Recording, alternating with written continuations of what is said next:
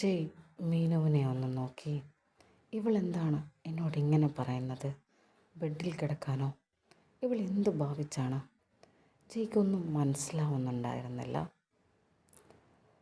മീനു ജയ്യുടെ ആ നോട്ടം ശ്രദ്ധിച്ചുകൊണ്ട് തന്നെ ജയ്യെ തൻ്റെ കട്ടിലിലേക്ക് പെട്ടെന്ന് തള്ളിയിട്ടു. ജയ് ഒന്ന് പതറി. നീ എന്തൊക്കെയാടി ചെയ്യുന്നേ? ജയ് ഒന്ന് ചിന്തിച്ച് തിരിയുന്നതിന് മുമ്പ് തന്നെ മീനു ജയ്യുടെ കാലുകൾ രണ്ടും കൂട്ടിക്കെട്ടുകയായിരുന്നു. പെട്ടെന്നുള്ള മീനുവിൻ്റെ ആ പ്രവൃത്തിയിൽ ജയ് ഒന്ന് പതറി. എടി, നീ എന്തായി കാണിക്കുന്നേ? എന്തിനാ എൻ്റെ കാല് കെട്ടുന്നേ? ഈ മുറിയിൽ, ഈ ബെഡിൽ നീ കിടന്നുറങ്ങണമെങ്കിൽ ഇങ്ങനെ ആയിരിക്കണം. മീനുവിൻ്റെ കണ്ണിലെ നോട്ടത്തിലുള്ള തീക്ഷ്ണത കണ്ട് ജയ് ഒന്ന് നെട്ടി. അവളുടെ വാക്കുകളിലുള്ള പവർ കണ്ടപ്പോൾ ജയ്ക്ക് വല്ലാത്തൊരു ഭയം തോന്നി. നീ എന്താ കരുതിയേ? ഈ ഒരു രാത്രി കൊണ്ട് എന്നെ ഇങ്ങ് സ്വന്തമാക്കി കളയാമെന്നോ? എടി, എന്തൊക്കെയാടി പറയണേ? നിന്നെ സ്വന്തമാക്കാനോ? എനിക്കെന്താ വട്ടുണ്ടോ നിന്നെ പോലൊരു പെണ്ണിനെ കെട്ടാൻ? ആ, കെട്ടിക്കഴിഞ്ഞല്ലോ എൻ്റെ തലവേദന, അത്രയേ ഉള്ളൂ. നിന്നെ മോഹിക്കാൻ മാത്രം നീ ആരാടി? എന്ത് കണ്ടിട്ടാ ഞാൻ നിന്നെ സ്വന്തമാക്കണം എന്ന് ആഗ്രഹിക്കേണ്ടത്? മതി, മിണ്ടാതിരിക്കുക. അധികം ശബ്ദിച്ചാലുണ്ടല്ലോ നിൻ്റെ ശബ്ദം പോലും പുറത്ത് കേൾക്കാത്ത രീതിയിലായിരിക്കും. പറഞ്ഞില്ലെന്ന് വേണ്ട. മീനുവിൻ്റെ കണ്ണിലെ തീക്ഷ്ണതയും വാക്കുകളിലെ കടുപ്പവും ജയ്ക്ക് പുതിയതായിട്ട് തോന്നി. ഇതുവരെ തന്നോട് അപേക്ഷിച്ചിരുന്ന പെണ്ണായിരുന്നു അവൾ. വിവാഹത്തിൽ നിന്ന് പിന്മാറരുതെന്നും എല്ലാം അഡ്ജസ്റ്റ് ചെയ്യണമെന്നും എല്ലാം ശരിയാവുമെന്നും പറഞ്ഞിരുന്നവൾ. കേണപേക്ഷകളുള്ള ശബ്ദം മാത്രമേ ഇന്ന് വരെ തന്നിൽ അവളിൽ ഉണ്ടായിട്ടുള്ളൂ. ആ അവളാണ് ഇന്ന് ആജ്ഞകൾ പോലെ സംസാരിക്കുന്നത്. പെട്ടെന്ന് ഇവൾക്കെന്തു പറ്റി? ജയ്ക്ക് ഒന്നും മനസ്സിലായില്ല. മീനുവിൻ്റെ ആ പ്രവൃത്തിയും അവളുടെ വാക്കുകളും ജയെ വല്ലാണ്ട് വേദനിപ്പിക്കുന്നുണ്ടായിരുന്നു. എടി, നീ എന്തിനാ എൻ്റെ കാല് കെട്ടിയത്? കാല് മാത്രമല്ല, അത് പറഞ്ഞു തീരുന്നതിന് മുമ്പ് ജയ്യുടെ കൈകളിലേക്കായി മീനുവിൻ്റെ ആ കെട്ടും മുറുകുന്നുണ്ടായിരുന്നു. എടി, എന്താ നീ ഉദ്ദേശിക്കുന്നേ? നീ എന്തൊക്കെയാ ചെയ്യുന്നേ? ഒന്നുമില്ല. ഈ രാത്രി നിനക്ക് സുഖമായിട്ട് ഉറങ്ങാം എൻ്റെ ഈ മുറിയിൽ. ഈ രാത്രി എന്നല്ല, ഈ ഒരു വർഷത്തിൽ നിനക്ക് എപ്പോഴൊക്കെ ഇവിടെ വരണമെന്ന് തോന്നുന്നു അന്നൊക്കെ ഇതുപോലെ ആയിരിക്കും നിൻ്റെ ഉറക്കം. മീനുവിൻ്റെ സംസാരം എന്താണെന്ന് പോലും ജയ്ക്ക് മനസ്സിലായില്ല. താനിപ്പോൾ ഈ കട്ടിലിൽ ബന്ദിയായെന്ന് മാത്രം ജയ്ക്ക് മനസ്സിലായി. തൻ്റെ കൈയും കാലും അവൾ കൂട്ടിക്കെട്ടിയിരിക്കുന്നു. പെട്ടെന്നുണ്ടായ മീനുവിൻ്റെ പ്രവൃത്തിയെ തടയാൻ പറ്റാത്ത വിധം അവൻ ബന്ദിയായി കഴിഞ്ഞു. മീനു ജയ്യെ ഒന്ന് നോക്കി. എത്രയൊക്കെ ആയാലും നീ ഒരു പുരുഷനല്ലേ, വിശ്വസിക്കാൻ കൊള്ളില്ല. അതുകൊണ്ട് തന്നെ നിന്നെ വിശ്വസിച്ച് ഈ രാത്രി ഇവിടെ കിടന്നുറങ്ങാൻ ഞാൻ തയ്യാറല്ല. അതുകൊണ്ട് എൻ്റെ സേഫ്റ്റി എനിക്ക് നോക്കണ്ടേ? അതുകൊണ്ട് ഇന്നിങ്ങനെ ഉറങ്ങിയാൽ മതി നീ. മീനുവിൻ്റെ വാക്കുകൾ ജയ്ക്ക് അത്ഭുതവും അമർഷവും ദേഷ്യവുമുള്ളതാക്കി.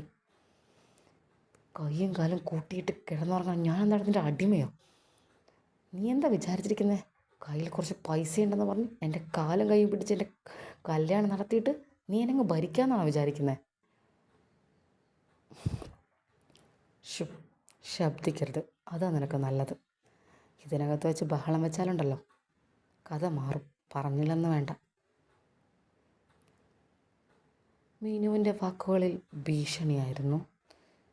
പെട്ടെന്നുള്ള മീനുവിൻ്റെ ഭാവമാറ്റം, സംസാരം ഒന്നും ജയ്ക്ക് ഉൾക്കൊള്ളാൻ സാധിക്കുന്നുണ്ടായിരുന്നില്ല. താൻ ഇങ്ങനെ ബന്ദിയായി ഈ രാത്രി കിടന്നുറങ്ങാൻ മാത്രം എന്ത് തെറ്റാണ് താൻ ചെയ്തതെന്നായിരുന്നു ജയ്യോട് തന്നെ ചോദിച്ചത്. ഒരുപാടൊന്നും ആലോചിക്കാതെ പൊന്നുമോൻ കിടന്നുറങ്ങാൻ നോക്ക്. നേരം വെളുക്കുമ്പോൾ എണീറ്റ് പൊയ്ക്കോളണം. അത്രയേ ഉള്ളൂ. ഈ വീട്ടിൽ വരണമെന്ന് നിനക്ക് തോന്നുമ്പോഴൊക്കെ നീ ഓർക്കണം, ഈ ബെഡിൽ ഇങ്ങനെയാണ് നീ കിടന്നുറങ്ങുന്നതെന്ന്. മനസ്സിലായോ? നിൻ്റെ വീട്ടിൽ ഞാൻ ആഗ്രഹിച്ച് വന്നതല്ലല്ലോ, നീ എന്നെ വിളിച്ചു വരുത്തിയതല്ലേ. വരുന്നില്ലെന്ന് എത്ര തവണ ഞാൻ നിന്നോട് പറഞ്ഞു? നീ തന്നെയല്ലേ വിളിച്ചു വരുത്തിയത്? അതെ, ഞാൻ തന്നെ വിളിച്ചു വരുത്തിയത്. എന്ത് ചെയ്യാൻ, നമ്മൾ കല്യാണം കഴിച്ചു പോയില്ലേ. വീട്ടുകാർക്ക് ആദ്യ രാത്രി ആഘോഷിക്കണ്ടേ. അപ്പോൾ പിന്നെ ഞാനെന്താ ചെയ്യണ്ടേ? എന്നാൽ പിന്നെ വീട്ടുകാരെ പറഞ്ഞ് മനസ്സിലാക്കിയ പോരായിരുന്നോ? എന്തിനാ എന്നെ കൊണ്ടുവന്ന് കെട്ടിയിടുന്നേ? വീട്ടുകാരെ പറഞ്ഞ് മനസ്സിലാക്കാൻ പറ്റില്ല, അത് നിനക്ക് മനസ്സിലായില്ലേ. അതിന് നീ എന്തിനാ എന്നെ കെട്ടിയിട്ട്? അതുകൂടി പറയേ. ഞാൻ പറഞ്ഞല്ലോ, എനിക്ക് സുരക്ഷിതമായി കിടന്നുറങ്ങണം. ഓഹ്, ഞാനെന്ത് നിന്നെ പിടിച്ച് വിഴുങ്ങാൻ വരുന്നുണ്ടോ? ആണല്ലേ, നിന്നെ വിശ്വസിക്കാൻ കൊള്ളില്ലടാ. അതുകൊണ്ട് നിൻ്റെ ഏട്ടന്മാരാണില്ലേ, വിശ്വസിക്കാൻ പറ്റില്ലേ അവരെ? ജയുടെ മറുചോദ്യം മീനുവിന് അല്പം ദേഷ്യം കൂട്ടി. എൻ്റെ ഏട്ടന്മാരെ വല്ലതും പറഞ്ഞാലുണ്ടല്ലോ, എന്നെ ഞാനങ്ങ് പച്ചയ്ക്ക് കത്തിക്കും. മീനുവിൻ്റെ വാക്കുകളിലുള്ള കടുപ്പം കണ്ട് ജയ് ശരിക്കുമൊന്ന് നെട്ടി. എന്താണ് പെട്ടെന്ന് ഇവൾക്ക് പറ്റിയത്? ഒന്നും മനസ്സിലാക്കാൻ പറ്റുന്നില്ല. ഇവിടെ എത്തണമെന്നുള്ള ഇവളുടെ ഫോണിലുള്ള അപേക്ഷയാണ് താൻ ഈ വീട്ടിലേക്ക് വരാനുള്ള കാരണം പോലും. ഇത്രയും കെഞ്ചിയും അപേക്ഷിച്ചും തന്നോട് നിന്നവൾ, പെട്ടെന്ന് ഇവളുടെ വാക്കുകളിൽ വരുന്ന ഈ കടുപ്പം, അപേക്ഷയുടെ സ്വരം മാറി, ഇവളുടെ സ്വരം തന്നെ മാറി. ഇപ്പോൾ ആജ്ഞകൾ മാത്രം. തന്നെ ഒരു അടിമയെ പോലെയാക്കുന്നു, തന്നെ ബന്ദിയാക്കുന്നു. താൻ കേട്ട് കേൾവി പോലുമില്ലാത്ത ഒരു കഥ ആണ് തൻ്റെ ജീവിതമെന്ന് ജയ്ക്ക് മനസ്സിലായി. ഇവൾ പെട്ടെന്നിങ്ങനെ പെരുമാറാൻ മാത്രം താൻ എന്ത് തെറ്റ് ചെയ്തു? താൻ ഇവളോട് ഒരു നിമിഷം പോലും മോശമായിട്ട് പെരുമാറിയിട്ടില്ല എന്ന കാര്യം ഉറപ്പാണ്. പെട്ടെന്നുണ്ടായ ഇവളുടെ ഭാവമാറ്റത്തിൻ്റെ കാരണമെന്ത്? ജയ്യോട് തന്നെ സ്വയം ചോദിച്ചു. ജയ് എന്തൊക്കെയോ ആലോചിക്കുകയാണെന്ന് മനസ്സിലാക്കിയ മീനു ജയ്യോടായി പറഞ്ഞു, നീ ഒരുപാട് ആലോചിച്ച് തല പോയിക്കേണ്ട. പെട്ടെന്ന് കിടന്നുറങ്ങി നിനക്ക് നല്ലത്. നേരെ വെളുക്കുമ്പോൾ എണീക്കാം. എണീറ്റാൽ ഉടനെ പൊയ്ക്കൊള്ളണം. മനസ്സിലായല്ലോ? മീനു വീണ്ടും ഒരാജ്ഞ പോലെ പറഞ്ഞു. ജയ് മറുത്തൊന്നും പറഞ്ഞില്ല. ജയ്യുടെ കണ്ണിൽ താനെന്ന വ്യക്തിത്വത്തെ ചോദ്യം ചെയ്തതുപോലെയായിരുന്നു. ജയ് സ്വയം ഒരുങ്ങുന്നത് പോലെ തോന്നി. തൻ്റെ പുരുഷാധിത്വത്തെ ചോദ്യം ചെയ്തവൾ തന്നെ അടിമയാക്കുന്നു. തൻ്റെ ആദ്യ രാത്രി ഇങ്ങനെ ഒരിക്കലും ആവുമെന്ന് അവൻ സ്വപ്നത്തിൽ പോലും കരുതിയില്ല. താനത് ആഗ്രഹിച്ചിട്ടില്ല, സ്വപ്നം കണ്ടിട്ടില്ല. എന്നിട്ടും തനിക്ക് എന്തുകൊണ്ട് ഇങ്ങനെയൊരു വിധിയെന്ന് അവൻ സ്വയം ചോദിച്ചു. ജയ്യുടെ നിരാശയും സങ്കടവും ദേഷ്യവും ജയ് അടക്കി പിടിച്ചു. കൂടുതലൊന്നും പറഞ്ഞില്ല.